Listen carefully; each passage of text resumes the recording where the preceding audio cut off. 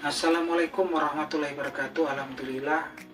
Selamat pagi para sedulur-sedulur yang saya cintai. Para sedulur, jumpa lagi di kanal YouTube-nya Pak Digun.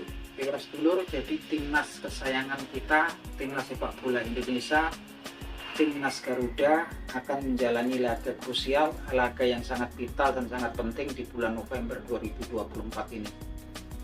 Yang mana laga-laga ini akan menentukan nasib ataupun asa harapan daripada nyaris 75% dari 280 juta penduduk Indonesia yang mereka lah pecandu sepak bola, fans, supporter timnas merah putih. Nah teman-teman, kita semua berharap ya timnas kita masih bisa menjaga harapan atau asanya untuk lolos di putaran final Piala Dunia yang sejatinya akan dilangsungkan di 3 negara di wilayah Amerika Utara, yaitu Amerika Serikat, Kanada, dan Meksiko. Yang tentunya sangat berat karena di match di bulan November 2024 ini timnas kita akan menjamu Blue Samurai atau timnas Jepang dan si Elang Hijau atau timnas Arab Saudi, teman-teman. Yang jelas kalau sampai kemudian kita nggak dapat poin di bulan November ini, sepertinya ya sudah melayanglah harapan kita seluruh bangsa dan warga negara Indonesia yang tentunya pecandu sepak bola. Harapan kita nyaris kemudian sirna, teman-teman, karena memang kita tergabung di grup C di zona Asia ya teman-teman, yang penghuninya adalah 6 negara, yaitu Jepang, Australia, Saudi Arabia, Bahrain, China, dan Indonesia. Dan yang akan lolos adalah 2 negara dengan di peringkat atas ya. Peringkat 1, peringkat 2 akan lolos langsung ke putaran final Piala Dunia di 3 negara Amerika Utara tadi yang saya sebutkan. Dan peringkat 3 dan 4 akan kemudian lolos melalui babak keempat, yaitu babak playoff ya teman-teman. Yang jelas untuk peringkat 1 memang susah sepertinya ya Blue Samurai atau timnas Jepang ya teman-teman, karena sampai dengan saat ini belum terkalahkan timnas Jepang, baru draw kemarin ketika jumpa Australia. Peringkat 2 kemungkinan besar antara Australia dan Arab Saudi. Peringkat 3 kemungkinan ya antara Saudi Arabia dan Australia. Peringkat 4 jadi rebutan realistisnya jadi rebutan dari Bahrain, Indonesia, dan China. Yang jelas ironisnya saat ini timnas kesayangan kita berada nyaris di dasar klasmen, 1 tingkat di atas China, teman-teman. Nah kita nggak ngerti teman-teman, yang jelas beberapa match kemarin banyak kemudian para fans, netizen, ataupun beberapa pengamat sepak bola meyakini bahwasanya kemarin ketika kita kalah dari China kemarin mutlak itu adalah salah satunya adalah kesalahan daripada pelatih ya, Coach STY. Itu pendapat banyak pengamat, pendapat banyak netizen, pecandu sepak bola ya, bolehlah kemudian namanya kita berpendapat. Yang jelas saya pikir juga ya bolehlah kemudian kita semua berharap bahwasanya yang terbaik untuk timnas kita gitu kan. Dan di grup C ini kan memang sudah 2 pelatih ya yang kemudian memang mengundurkan diri karena tahu diri, dan kemudian ada juga yang kemudian dipecat ya, di PHK oleh negara yang memperkerjakan mereka. Satu adalah Graham Arnold. Graham Arnold ini pelatih senior, pelatih yang memang menukangi timnas The Socceroos atau Australia. Graham Arnold dia mengundurkan diri pasca Australia ditahan imbang Indonesia 0-0 di GBK di Senayan ya, di Jakarta.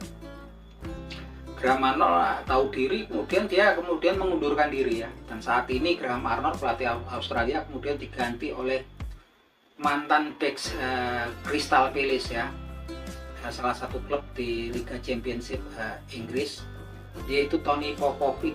Tony Popovic ini manajer yang saat ini dia pelatih yang memang sudah mengantarkan Sydney Wanderers, yaitu klub di liga lokal Australia, Australian League, Superliga, dia juara yang bawa ini. Dan Tony Popovic saat ini adalah pelatih baru yang menukangi The Socceroos atau Australia, teman-teman.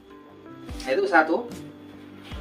Dan kemudian yang terakhir ini adalah Roberto Mancini ya, pelatih top asal Italia yang dulu pernah memperkuat Lazio ketika jadi pemain, dan terakhir juga bisa bersama klub Manchester City. Dia pelatih legendaris lah, pelatih kelas Wahid ini, yang kemudian ketika hasilnya juga Arab Saudi kemarin juga kalah dari Jepang, kemudian ditahan draw oleh Indonesia, terakhir ditahan draw oleh Bahrain. Nggak ada ampun Federasi Sepak Bola Arab Saudi kemudian mem-PHK si Roberto Mancini. Nah, Roberto Mancini ini saat ini sudah sepertinya resmi diberhentikan sebagai pelatih timnas Arab Saudi, dan diganti oleh, kemungkinan besar timnas Federasi Sepak Bola Arab Saudi sedang melakukan pendekatan pada mantan gelandang Juventus dan Real Madrid, yaitu Zinedine Zidane ya, pemain legendaris dari Prancis. Nah, yang jelas Zinedine Zidane ini sudah pernah membawa Real Madrid ya 3 kali berturut-turut untuk meraih Piala Champion di Liga Champion Eropa. Nah, kita nggak ngerti nih ketika Indonesia juga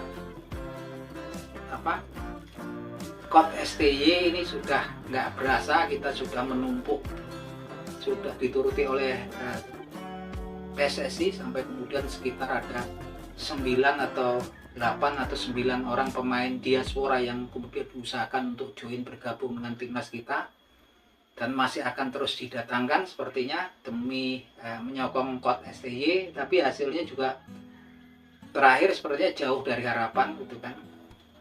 Oke lah, prestasi bisa menahan imbang Australia, kemudian Saudi Arabia dan Bahrain, prestasi baru, tapi tentunya ya wajar-wajar saja kalau kemudian kita berharap banyak ya teman-teman, dan nggak menutup kemungkinan untuk dievaluasi tentunya, karena memang di laga-laga terakhir kemarin di China,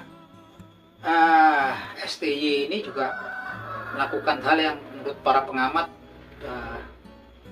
layak dipertanyakan oleh PSSI kebijakannya, yaitu ketika melakukan starting line up-nya memang kemudian agak aneh. Kenapa saya bilang agak aneh? Seorang Kelvin Verdong yang dia adalah wingback atau wingback ya, memang winger yang agresif, dia dipasang sebagai central defender menempati posisi Rizky Ridho. Rizky Ridho juga pemain yang ratingnya bagus di 3 match terakhir Indonesia. Nah, ini bukan posisi naturalnya si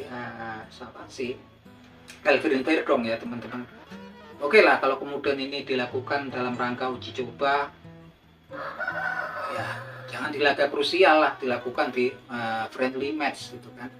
Dan 2 pemain yang memang jarang kemudian untuk menjadi starter di timnas kita, yaitu Saint Patinama itu kan, di 3 match terakhir dia nggak pernah jadi starter ketika timnas kita di kualifikasi pra Piala Dunia grup C ini. Begitu juga Asnawi Mangku Alam Bahar, tiba-tiba di laga yang sangat penting berhadapan dengan Cina mereka muncul ya jadi starter gitu kan. Si Saint Patinama menempati posisinya Kelvin Verdong fullback kiri atau wingback kiri, kemudian Asnawi Mangku Alam menempati posisinya yang biasa ditempati oleh Sandy Walsh dan Nathan Joawan. Nathan Joawan dirotasi menjadi starter, jadi central midfielder, menempati posisinya Tom Hai. Tom Hai dijadikan cadangan, kita nggak ngerti lah gitu kan. Bahkan seorang Eliano Reinder yang memang susah payah didatangkan oleh PSSI, dengan dipercepat prosesnya sampai pengambilan sumpahnya yang sejatinya dilakukan di gedung DPR RI Indonesia, dilangsungkan dikebut pengambilan sumpahnya di KBRI Brussel di Belgia. Ini nggak masuk ya di starting line up 23 pemain ketika berhadapan dengan China. Justru pemain yang nggak pernah kemudian dipakai, nggak pernah mendapatkan menit bermain di klubnya seperti Marcelino Ferdinand ini kan terakhir di Oxford United di Liga Championship juga nggak pernah dapat, nyaris ya belum mendapatkan menit bermain yang cukup, diikut sertakan gitu kan. Juga Pratama Arhan yang memang di klubnya juga tidak mendapatkan menit bermain juga ikut sertakan. Yang jelas saya nggak ngerti gitu kan, karena memang di Liga 1 pastinya juga ada lah pemain-pemain kalau kemudian mengisi space pemain-pemain yang lokal, kalau itu keinginannya STY gitu kan. Harusnya fair saja gitu kan. Cuman hal-hal yang seperti ini saya nggak ngerti gitu kan.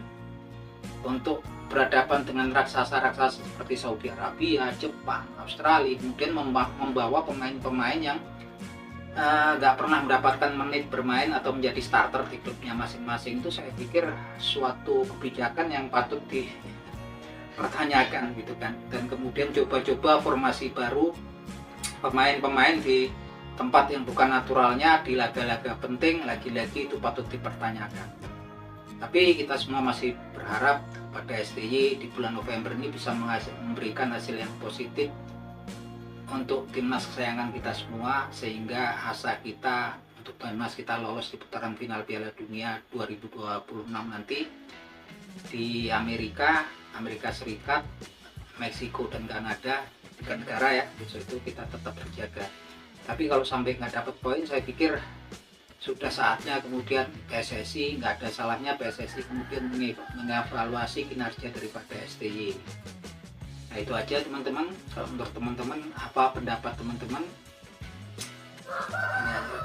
Semoga bermanfaat obrolannya. Salam seduluran dari Pak Dikun.